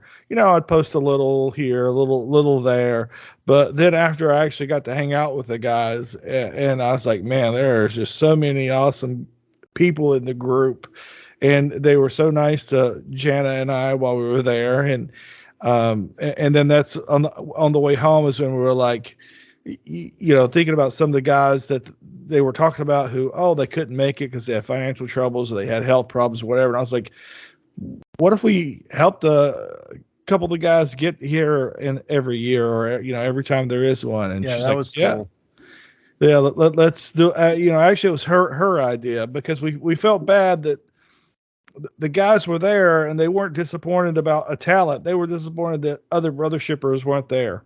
And I don't know of any other group, any other Facebook group that has that kind of following and community the way that the Brothership does. And you always see guys posted, hey, I want to thank this guy for giving me this gift and thank this person for giving me this gift. And there's just a whole lot of everybody just being nice to everybody. Yeah, I want to thank Chris Zaha for the swift kick in the nuts. Yeah, that kind of stuff. No. You guys, you guys are doing a really wonderful thing with that. My wife and I have talked about coming down to a fan fest. For me, it's been I didn't want to enter that thing because for me, it's never been an issue of money. It's just been an issue of time and my own schedule.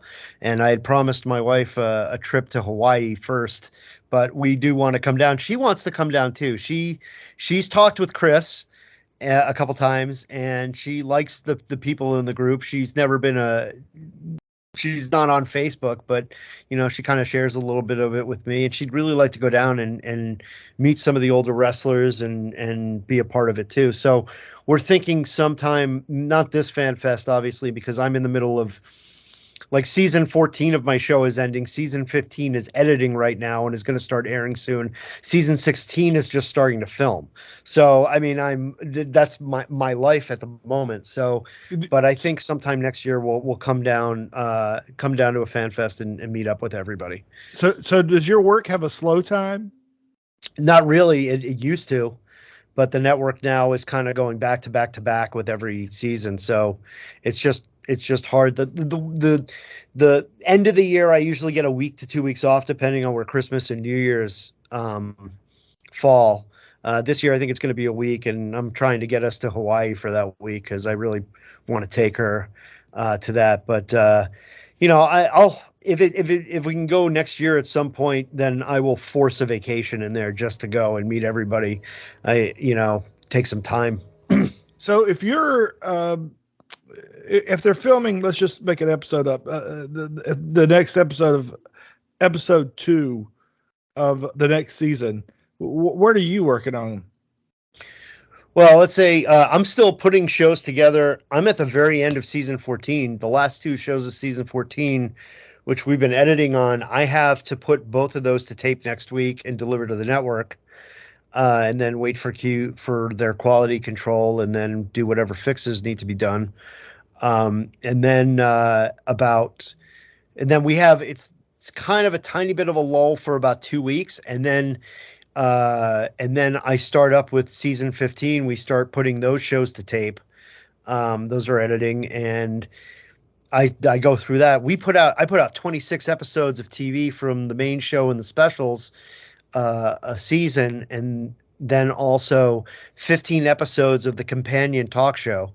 So I think at one point it was like something like 70 hours of television, because the main show is 2 hours per episode, with the exception of we have a 3-hour kickoff special. We have a 3-hour first episode.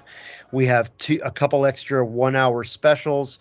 And then we have the talk shows are a half hour. So in a given week, I am delivering 3.5 to 5 hours of television to the network, which is not easy. That is a lot of time. Mm-hmm. My normal weeks, I am working I say it's a 50-hour work week. I'm on the road for another 20 because it's LA traffic. So, an hour there, an hour back. And then also usually when I come home at night, there's stuff still to be done. So, and sometimes on the weekends too. So it's just a lot of work. Wow. And that's why I get paid the medium bucks. But is that because like the seasons are back to back? Yeah, but also Married at First Sight, when I jumped on at season 2. I had come off, I was working for another company, and I had done a pilot for Amazon that was a children's show pilot that didn't go anywhere. And I did a pilot for Discovery Channel that didn't go anywhere. And I did a 6 episodes series comedy show / like kind of like a real life The Office for True TV. And then I got called by an old boss, and he said, well, you want to come work on Married at First Sight? I said, sure. And I came in on season 2. I've been on from season 2. Like I said, we're now starting season 16. The show has only gained in ratings, and that's the Rick Nathan effect, of course. It has nothing to do with anything that they're filming. Purely this guy, baby.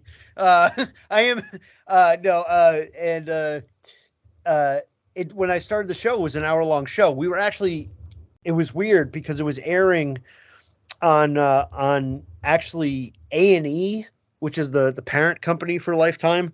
Mm-hmm. And then also A&E had a channel called FYI, and it was originally an FYI show, but it got so popular from season 1, A&E wanted to air it as well on the same night.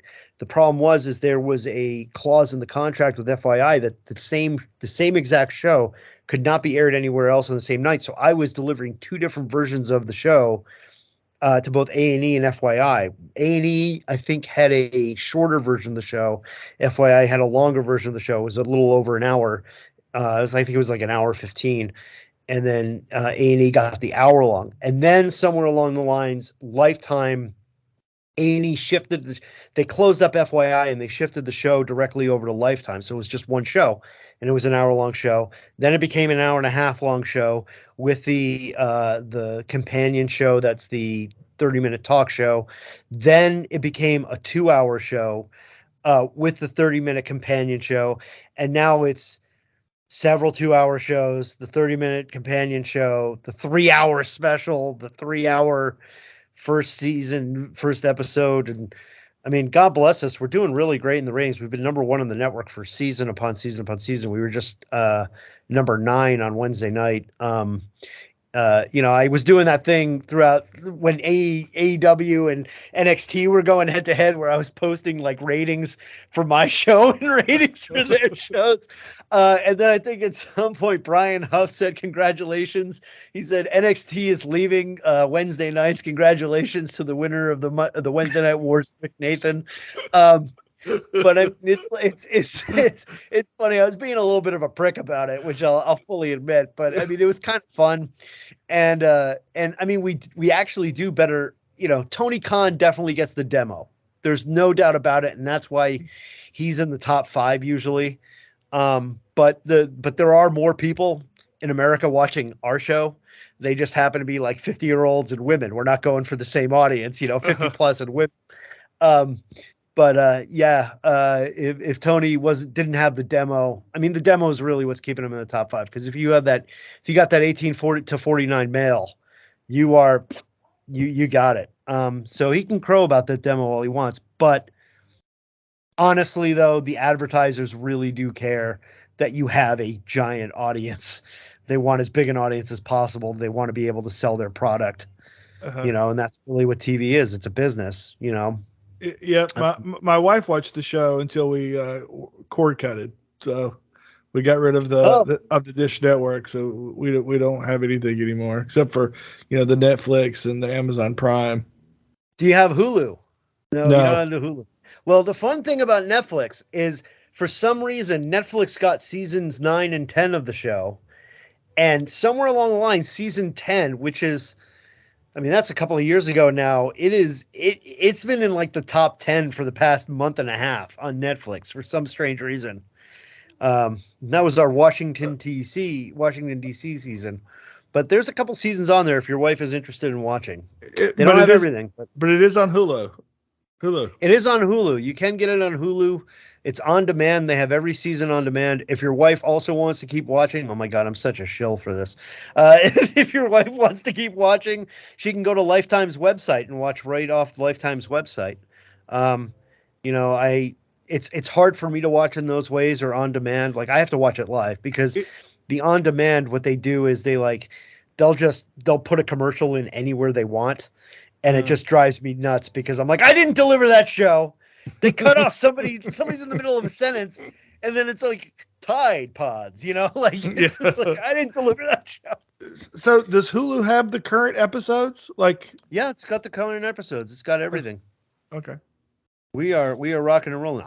Believe me, I'm not trying to shill for Hulu or anything. I'm just, Well, I had Hulu for years, and then I just didn't watch anything on it. But my wife's birthday is coming up. When Hulu subscriptions, you can watch Married at First Sight, because it's Boston this year, right? This season. This season 14 is Boston.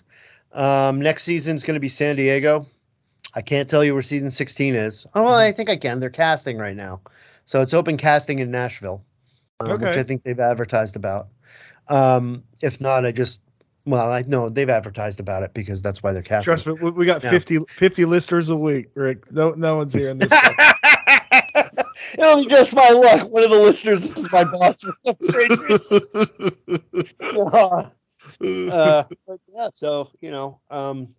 I don't mean to be listen. I fully know that the audience I'm talking to right now is not going to be watching the TV show. I'm totally fine. I'm sorry, guys. You're not going to be seeing any corkscrew planches on Married at First Sight. My wife has her shows that she watches when I'm out here recording, and then we have our shows that we watch together. So Married at First Sight will be one of the shows that I'll be out here recording, and she'll be watching Married at First Sight. Oh, very cool. Well, tell her thank you from me for being a fan. I appreciate it. If not for people like her, I wouldn't be working. And I just got a work text. So yeah, like I said, it doesn't end even when I'm home on a Friday night recording a podcast. so before you go, I hit my hour, but I do want to ask you. So you mentioned you want to get back into acting. What are you thinking about that? I don't know. Next few years, there's a few things I want to do to get myself in shape for that first. I mean, I want to kind of get back into a class and rehab the muscles and stuff like that. And the wife and I the wife especially, she's been working on some stuff from home. And I have an idea of something that I wanted to direct for a while, a short. So there's a few things, nothing immediate yet, but I will be getting back in. I'm not going to be spending the rest of my life in reality television without, taking another stab at what my first love is. That's good, man. That's really good to hear. To not give up on whatever it is that you want. I mean, that's always a good message. Yeah, absolutely. And this is I know you've hit your hour. This has been a lot of fun, and I appreciate you having me on. I'd love to do this again sometime. It was really nice chatting with you. Man, anytime you want. We got a ton of other stuff. We didn't even start talking about food. And actually, Oh yeah, Barry posted a picture of In-N-Out Burger today. And so I said that to my wife after I saw it. I was like, you know what would be really good if we went to Vegas and got an In-N-Out Burger. Oh, In-N-Out Burger's great. Yeah, we don't have them in Florida, and that was the first place that we had them. Yeah, and that's like my wife and I every once in a while. It's like, well, what do you want for dinner? I don't know. I just want some meat. Want an In-N-Out Burger? Yes, let's do it. You know. We have one right by our house, but man, they get backed up. The drive-throughs get backed up big time here. You know, it is the burger du jour of Los Angeles, California. Awesome, man. Well, Rick, thank you so much. So good talking to you finally. Good talking to you. Yeah, you take care, man. And I'm gonna let my daughter hear this because she'll hear all the questions. She had a couple of questions she was going to ask you, but she fell asleep. I'll tell you what, we'll do this again another time. I'll answer whatever question she has. Well, you did. She wanted to know where you went to school and how you got into the post production part of it, because she's actually interested in both parts, but she just couldn't. She couldn't believe I was going to talk to someone that works in TV and films. And even though I've got another friend who he's the director of Studio City. Yeah. Have you heard of that? Amazon. Yeah. Timothy Woodward Jr. So I know him from back in Wilmington. He did Traded with Michael Pare and I think Trace Atkins. Oh, very cool. Yeah. So anyway, she'll get to listen to this one back and you answer her questions though. Oh, good. If she has any other, I'm more than happy to help. Oh, that's really nice of you, man. Well, you take care. Yeah. Thank you so much for your time. Appreciate it. You too, man. And be well. And we'll do this again sometime real soon. Anytime you want, man. Maybe even with Zaha on the show or Matt Crowder. Yeah. Although, we'll have to have a screen for each of Crowder's testicles. They just...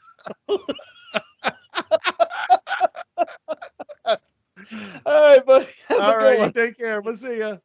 See ya. With all the California dudes coming on the podcast, this might just end up being a California podcast.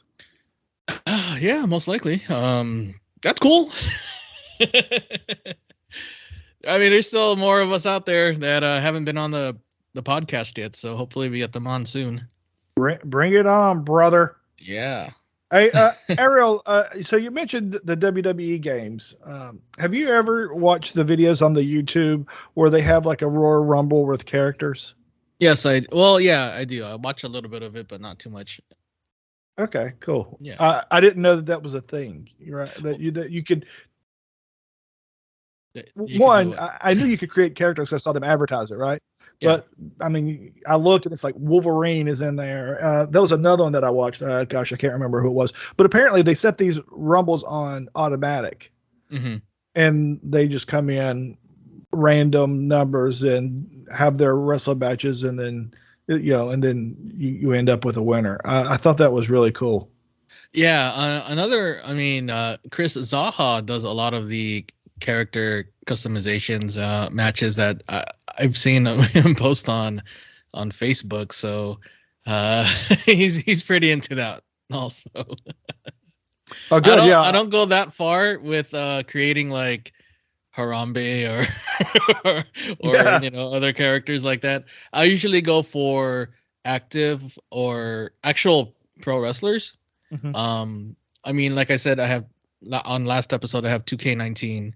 I haven't gotten the newest one yet, but I've added some like New Japan wrestlers on there and some other like older wrestlers and stuff and whatnot. So I usually do that, make it a little bit more realistic instead of having those over the top characters from TV shows or movies or Ronald McDonald or stuff like that. So. But yeah, watching those are pretty cool. A lot of them use mods where they can get like giant characters. I've seen one with like Godzilla versus King Kong or something, or Hulk versus someone else, and they're like huge ass characters. They use mods for that, so I'm not really into the mods. I like watching them, but as far as trying to implement them myself, I've never really dabbled in that. I don't really have time to do that, but those are pretty cool to look at. Cool. Yeah, I saw one the other day and I thought of you, but then I saw the one that was like Marvel characters or Marvel versus DC or something. Yeah, and I thought that, yeah, man, bunch of nerds. A lot of people with time on their hands, but it's okay. It's fine. Right. but not Jaworski. He's got something else on his hands, huh? Ooh. That's Giving my boy Jaworski a shout out. I mean, if you talk about masturbation, you gotta mention Jaworski. It's a rule. Yeah. It's a rule amongst many podcasts. That is true. I would like to have a It's just conversation. funny. I would like to have a conversation with Jaworski about Kiss, and the way that the Spikers and Matt Crowder did about Bruce Springsteen. Oh, that would be awesome. Maybe we get a couple more nerds on. Yeah. So, lastly, I want to ask you about this. Sure. And then we'll wrap up. So, Ric Flair's coming back. How do you feel about that? I don't want him to come back. He's what, 73? 72, 73? Well, he's in his 70s already, right? Yeah. It doesn't look like he's in great health at all. Mm-hmm. I'm afraid he might just die in the ring. It's okay. Granted, it's Ric Flair. He can do whatever the hell he wants. It's him. I mean, I have no right to say what he can and can't do. As a fan, it just sucks seeing him make that decision at this point in his life. I don't know why. I don't know if it's a financial decision or a decision brought on by financial situations, or if he still loves the business enough to want to get back in. But it just, to me personally, in my opinion, tarnishes his legacy. Aside from what else he's been doing lately, and I just want him to stay retired and hopefully just get his health back in order. He doesn't have not too much time left, but it's just, I don't want to see an old man like that just do his thing, but very slowly or oldly. What kind of fucking word is that? But yeah, it hurts. It hurts. It breaks my heart. From the moment that I saw him training with Jay Lethal, or in the ring with Jay Lethal, mm-hmm. I said, he is trying for a comeback, folks. Mm. And I don't want to see it. My personal opinion. I mean, that's just my feelings. I don't want to see it. Right. Well, also in that same vein, I don't like seeing people that I liked as a kid, like entertainers or singers, come out on stage and be old as hell. Now, right. I know there's guys in the group that, we're excited the Tears of Fear is going to go see them, whatever. And that's great. That's for you. But me, I want to remember them as I am. And I know that we all get older or whatever. But, I want to remember Ric Flair as what I remember on WTBS. Mm-hmm. Styling and profiling alligators, blah, blah, blah. That's what I'm really wanting to remember, and how I'm wanting to remember Ric Flair. Yeah, absolutely. Especially his quote unquote retirement match with Shawn Michaels at WrestleMania, I think 24, was it? Mm-hmm. That was the perfect send off for Ric Flair. If he had just stayed after that match, if he just stayed retired, that would have been the best. That would be the icing on the cake for it, in my opinion. Well, it probably wasn't his wish, Right, exactly. Yeah. But the way that it happened with Shawn Michaels and the I love you before the super kick, that Shawn Michaels said to Flair before he super kicked him in the face. That did it for me. That did it. That was like, okay, that was it. And then he came back, and he stayed back, and then he came back, and he came back. So I was like, okay.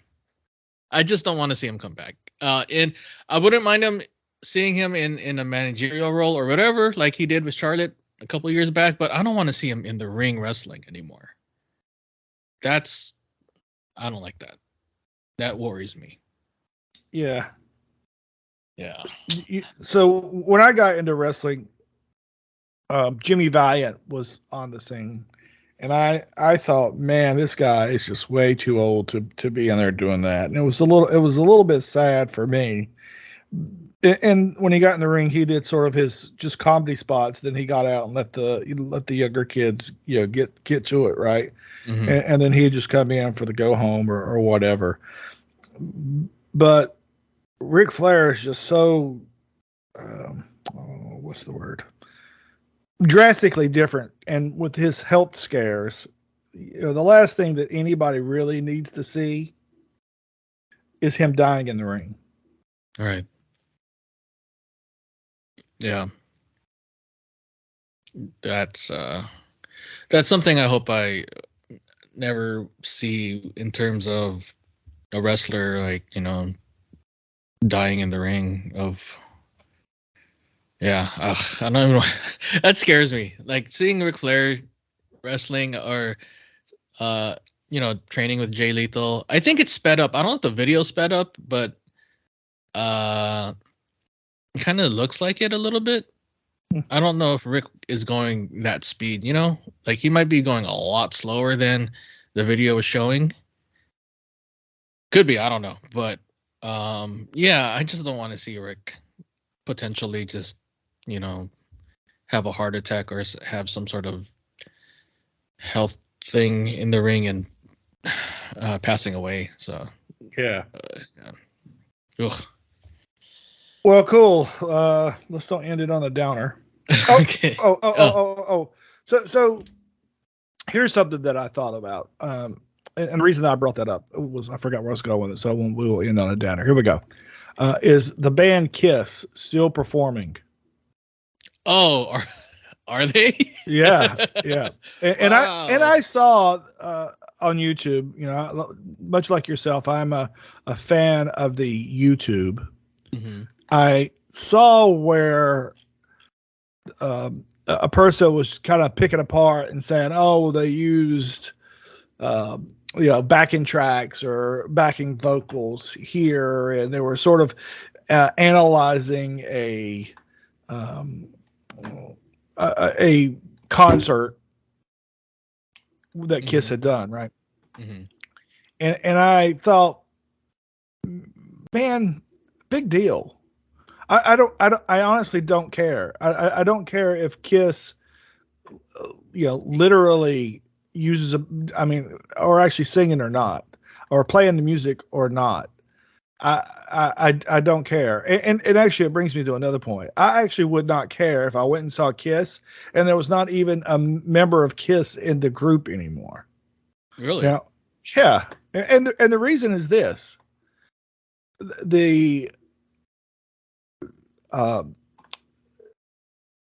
the experience of Kiss and the show, the theatrics, the fireworks, the songs, of course. But imagine this. Imagine if you got up there and these guys are 76. They're like Ric Flair's age, right? Imagine they got in there and got hurt or had a problem. Now, I shouldn't say, I don't think you should live your life worried about what if this one thing happens or this one thing goes wrong or if they screwed up. I mean, they're old. They are entitled to have some screw ups, right? Yeah, exactly. So I honestly would not care. I hope that when Kiss is dead and gone or retire, I hope that they have a band that continues. Okay. Like a not necessarily a tribute band, but just a next generation Kiss type of Yeah, thing. yeah, absolutely. Yeah. I was kind of like that with Journey when Steve Perry was gone from the group, and then they got their new lead singer that sounds just like him, Arnel Arnel Filipino, yay! But it's like, okay, at least they got someone that sounds like Steve Perry. So I was happy with that. And I know it's not the same, but think about this. Think about like how many new fans, or that you can still keep going and seeing those shows. Right, exactly. Yeah, that's true. I mean, they still perform. Journey still performs. They perform here a lot. I mean, they're from the Bay Area, and I did not know that. I could be lying. I can't remember. I think they are San Francisco, right? We don't have a producer to look that up. No, is the kind of show you run. Yeah. We can barely afford the subscription to keep this podcast going. Exactly, but I mean, yeah, with you eating $40 burgers. I'm sorry, but you don't pay me for this gig either. Let me look it up real quick. I could be wrong. I got it. Oh, San Francisco, got it. 1973, the year of my birth. Wow. See, there you go. You're 73. Wow. You're young ish. You're still young. You're still young, bro. Yeah. No, but yeah, they still perform here once in a while, or every year or something. Well, I mean, COVID kind of hit a snag with touring, but before that, they would always be around like Mountain View area or around here doing the amphitheater and stuff like that. So they've always been still part of the music scene, and I mean, they got the new lead singer. Well, not necessarily new. He's been there for a while already, but yeah, it brings in new fans. It brings in, I guess, Filipino fans because of the lead singer. I guess they want to represent Filipino pride, whatever. That's cool. But yeah, just having that, having them go on creating new music, putting out new albums. They're not exactly a really, really old band per se. They can still rock and roll.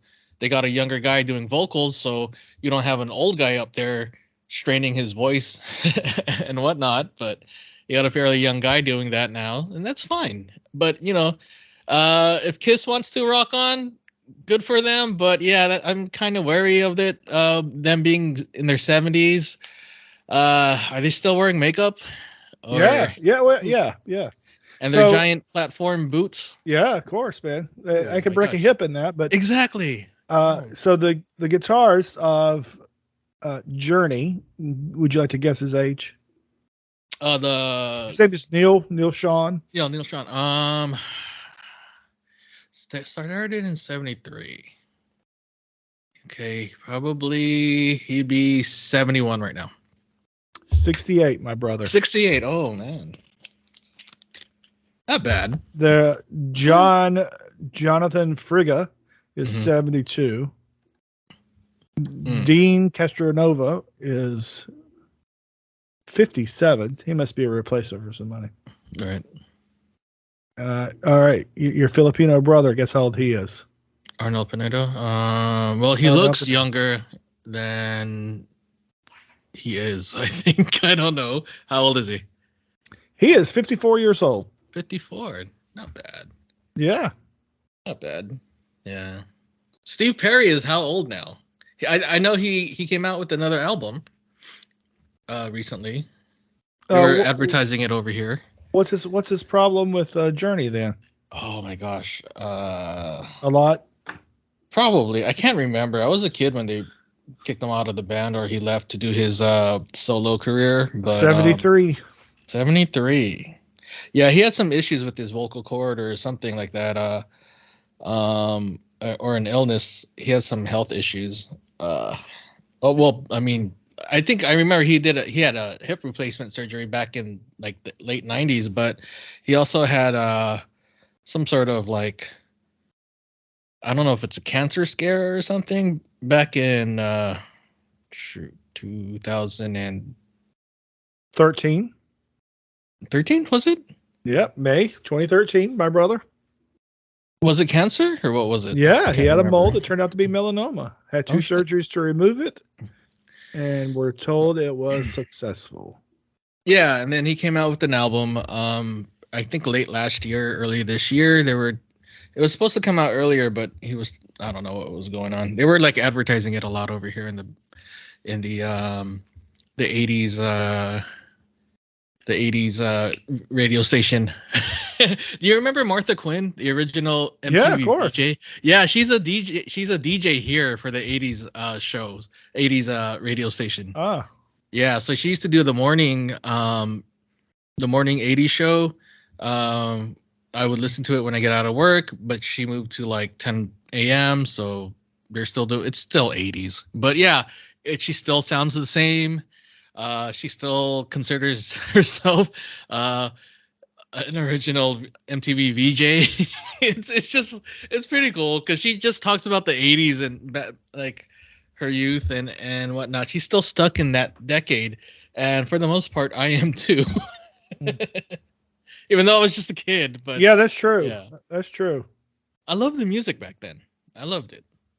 I was a top 40 guy. I still listen to Casey Kasem's top 40 on Sundays in the same radio station. They remastered it.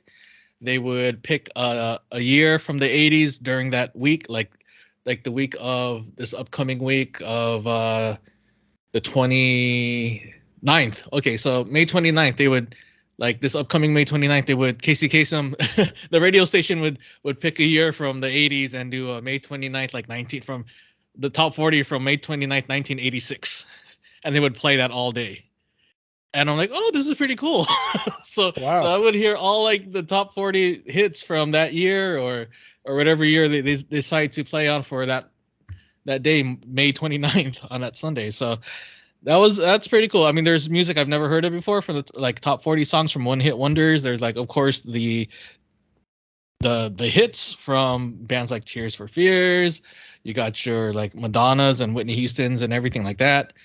It was just pretty cool to listen to, especially when, they did that Casey Kasem, the love dedications, that the one that you that I was like, wow, where are they now? Is this couple married? Have they had grandchildren, stuff like that? I just kind of wonder about those people that wrote into Casey Kasem and dedicating a song to their loved ones and how they're doing now. You know the meme where the woman's laying in bed and she's like, I wonder what he's thinking about, or he's probably thinking about this, and the man's like, that's you, right? You're like, you're not thinking of anything naughty or horrible. You're like, oh gosh, what do I have to all those people and those Casey Kasem's dedications? Yeah, I actually looked one up, and unfortunately, the woman that dedicated the song to her husband, they were both very elderly, but they passed away in recent years. They're from Indiana, and it was really touching because she dedicated a song to her husband, and even though they've been together, it was like in the 80s, and they were together. They have a lot of kids, but the husband was busy working and she was at home and they barely talked. She mentioned as she was writing this letter to Casey about dedicating a song, the husband's in the other room doing his thing, and she just wanted to let him know via a song that she loves and appreciates him, and he's been a good father for all their like 20 kids or something like that, or 8 kids. Wow. And then Casey said the lady's first and last name, and I looked it up, and unfortunately she passed away several years back. So did the husband, but they left behind X amount of kids, X amount of grandkids, X amount of great grandkids. So they were still together, and I was happy for that. But yeah, sometimes I wonder. Wow. Well, cool, man. That's that was weird. That's pretty crazy. That's pretty crazy. You're just as crazy as the rest of them. Yeah, pretty much. Well, awesome, man. I think that will wrap us up for this week. Thank you again. I hope everyone enjoys Slick Rick Nathan here on Slick Rick Nathan on the podcast. I can't wait to have him back on. If I keep referring to him as Slick Rick Nathan, might not happen. Okay. It sounds cool though. Yeah, it does. It does sound right? cool. Yeah. Cool. Well, thank you so much, Ariel. Thank you for recording with me, and thank you for your time. I'm glad you got some rest and relaxation for work. Yeah, got to do it again. That makes me really happy, and you get to go back in there and do it all over again. Yeah, hopefully we get this Memorial Day weekend off. I'm expecting another delivery of microchips coming this weekend, so we might be working, we might not. We'll see. But yeah. Well, we will be going to visit my mother in North Carolina this weekend. Oh, awesome. Cool. Well, cool, man. I will try and talk to you after the new podcast drops tomorrow. See if you have a chance to listen to it. Maybe we'll record one more time, and we'll, again, knock out 2 Brothershippers in a week. Conversations, you know. Yeah. We're not gonna literally knock them out. Literally knock them out, no. Yeah, you got to kick my ass. So I might not knock anybody out and get my ass whooped. So that doesn't sound great. All right. All right. Take care, buddy. All right, you too. Thanks. Bye, everybody. Thanks for listening. Bye.